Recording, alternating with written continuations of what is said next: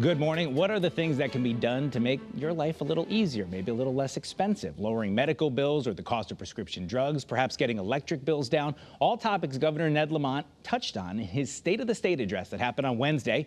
The governor is joining me here in Studio A to talk about how this gets done and some of the obstacles to be overcome. Governor, welcome. Good morning, Eric.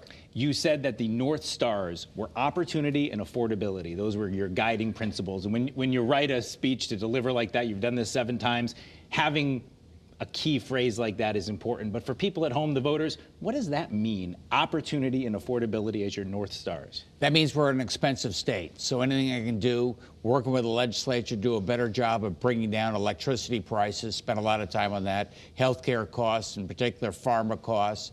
Talked a lot about what we've done to cut taxes for working families, essential workers, biggest middle-class tax cut in our history, doing everything we can to make life a little easier.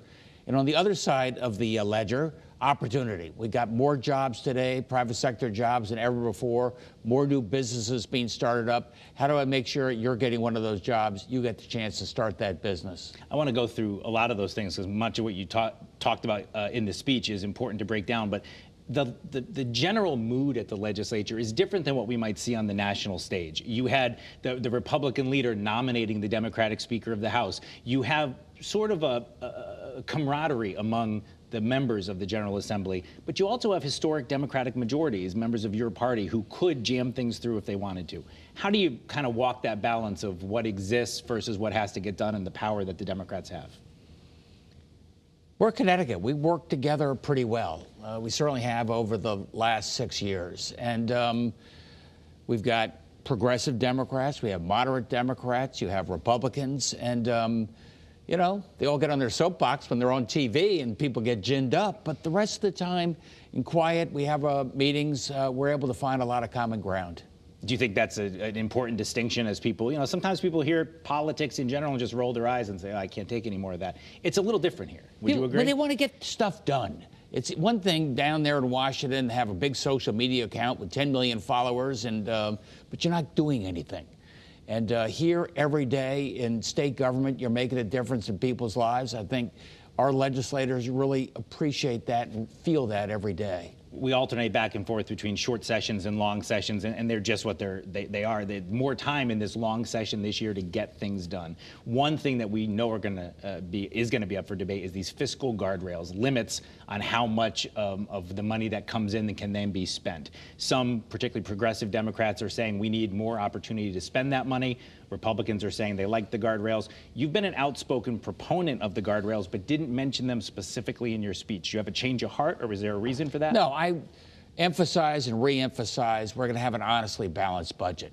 I came into office 6 years ago. Remember, we had boom and bust and deficits. Oh, my God, I got to cut this, raise those taxes. None of that. We've had 6 balanced budgets in a row. I'm not going to let anybody put more and more today's costs on the credit card for our kids to pay. Not going to happen. We're going to continue to pay down those state pension obligations. Look, we didn't do them on our watch, but we're the ones that have to pay those credit card bills so our kids don't have to do it. And it's really important, Eric. It's important for our state employees so you know that retirement's going to be there when you deserve it. And every single business thinking about moving to the state of Connecticut, are you getting your pension obligations under control? Slowly we are. And we talked about with Kevin Lembo back in the day with Sean Scanlon, it's not sexy to talk about paying down your pension obligations, but it's a big deal and you're going to stick to that. Stick to it. Talk to me about electricity. You said that you, like everyone else, were mad as hell when you saw your electric bill go up over the summer, particularly in the hottest July you mentioned. What can specifically be done? Because the one big criticism we heard from Republicans was that there wasn't a lot of specifics in your speech, ideals that you'd like to see, like electric bills coming down. But do you have specific ideas to lower them? I don't want a lot of cosmetic fluff. Let's change the number of commissioners, or let's move public benefits from this ledger to that. That's a waste of my time. What will really make a difference is how do I increase energy supply, generation in this state. You know, near term, there's not many options. I've got wind power going, Revolution, I got some hydro, I got some solar. But longer term, I'm going to need more baseload, low-carbon power, and I think that's going to be nuclear. I'm talking to Dominion. I'm talking to the incoming administration about how we can expand nuclear up at Millstone. Right now, that's almost all of our carbon-free power, and it's priced very competitively. One of the other things you talked a lot about was higher education. We've talked about it several years now, doing this interview at the beginning of the session. Do you expect that fight again? And I know you said you're talking to university leaders in other places about how they're budgeting, right? Yeah, I think that's going to be a little contentious. Look, but let's face it, as I said, we have really great colleges and universities in this state, the best. I want to do nothing to compromise that. We're not as relevant to the 21st century when it comes to our CSU system in Connecticut State.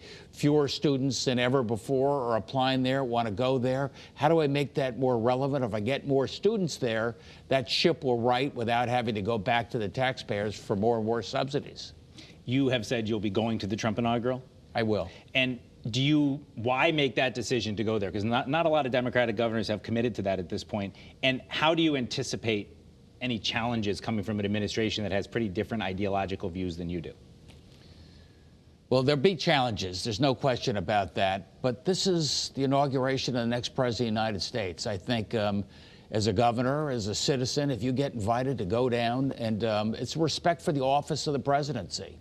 So I didn't hesitate. I'll be going down there just for the day. I don't think I'm going to get invited to a lot of parties afterwards, nor would I. But I think it's important to go, and I'll be there. Are there any specific areas, because you've said one of the things you talked about in your speech was the concern about some things that may be coming down from Washington, that Connecticut had reproductive rights and other things. What are you worried about from the Trump administration? Well, we'll let these battles come to us rather than go out and try and pick a battle. But my guys are modeling out right now, what if they cut the heck out of Medicaid? What happens to our citizens there? What if they cut the heck out of Obamacare? You know, these are all rumors that are coming out. What if they do something with Title IX and some of our support for education?